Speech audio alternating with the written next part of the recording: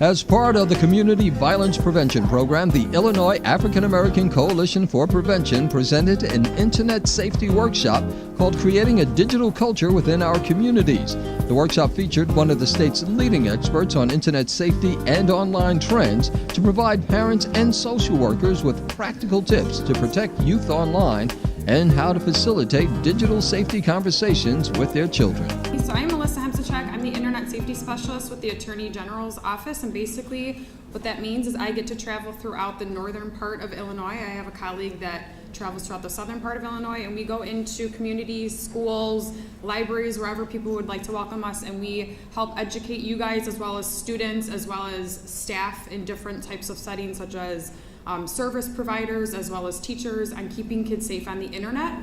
We're going to go through a little bit later on some of the more specific apps that kids are using to do some of the things that you see up here. Some of them are named like Instagram, Snapchat, YouTube, Vine. I'll get more into the specifics of those apps in a little bit, but just want you to start thinking about what kids are doing.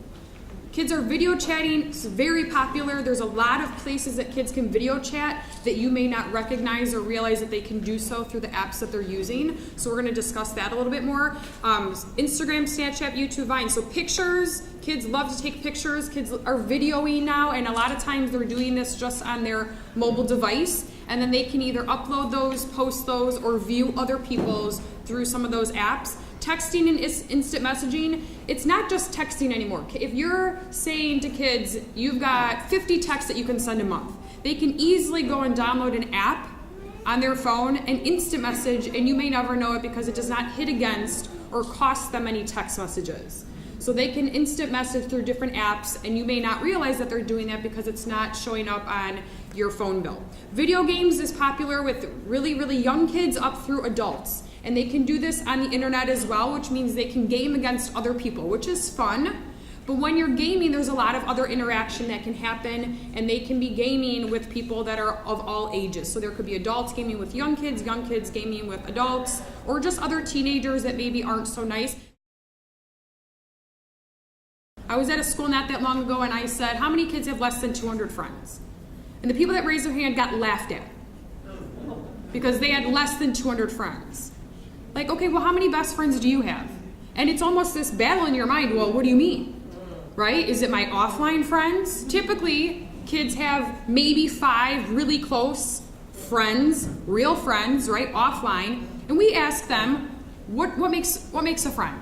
Trustworthy, they like the same, common interests, reliable, loyal, nice. Right? Do we ask those same questions when we allow a friend or a follower online? No. Right?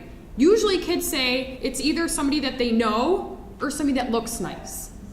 Right? Well, the people that look nice are going to show all these qualities, right? Of people that we're going to trust them because they're always going to be there for us. They're going to like all of our stuff. They're going to say they have the same common interests. And that's where they fall into prey, right, to people that don't have good intentions. So discussing with them, sometimes this harassment, they get drawn to it, right? If you haven't ever watched, there's a movie out there called Cyberbully, and it does a very good job of displaying a girl that's online, right? Her mom made her wait until she was old enough. She got on there, she did all the right things, right? And somebody starts harassing her and bullying her online, and she cannot stay away from it.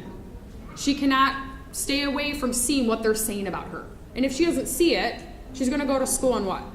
Going to hear about it anyways, right? So it's impossible to escape that. So really discussing with them the meaning of a friend, why having over 200 friends doesn't mean you're cool, right? That might be what you're hearing from your peer group, but helping them feel empowered offline so that they're not seeking it online.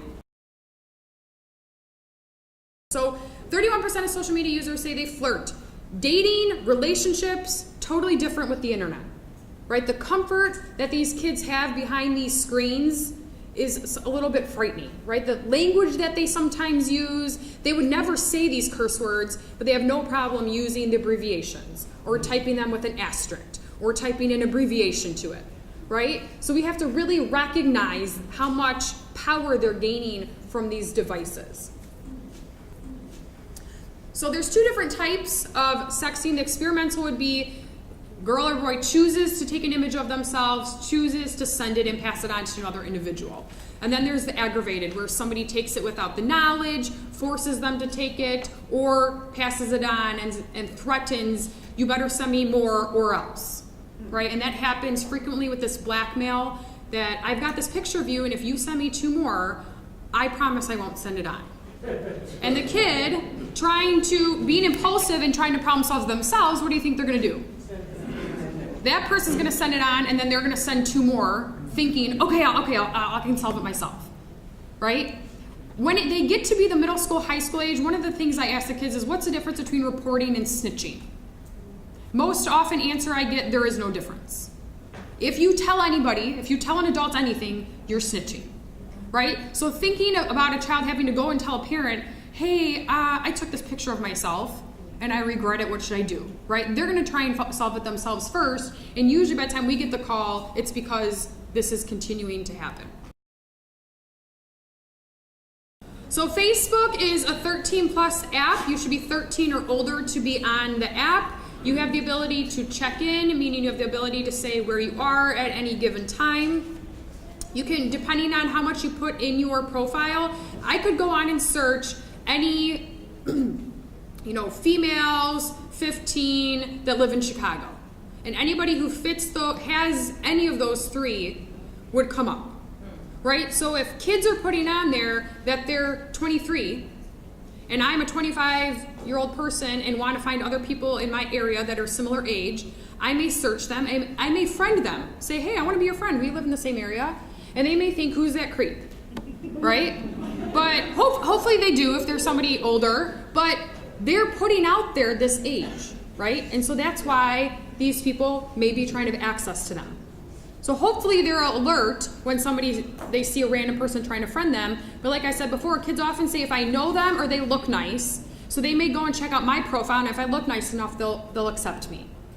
The other thing is, in the news, we always hear about things, right? That's where we hear about the Yik Yak story, the Slender Man, and things like that. But if you are within the schools, having those conversations with the students. When I present to the students, one, I tell them I'm not here to tell you what you should do or shouldn't do, because that's not my job, but I want to educate them, right? If they know that you're on their side, that you're on their team, they're going to be more willing to give you information, right? So if they know when I ask 3rd graders, how many of you are on Facebook, they know they're not supposed to be there, right? So sometimes they're hesitant, but if they know you're not there just to get them in trouble, they're going to share that information with you because they know that you want to help them, right? So really asking them and talking to them and having those conversations, if it's an open line of communication, open line of dialogue, they're going to share that information with you. But some of the things that you can do on your own would be reading in the news. These websites up here, Common Sense Media is a really great one. They have top apps.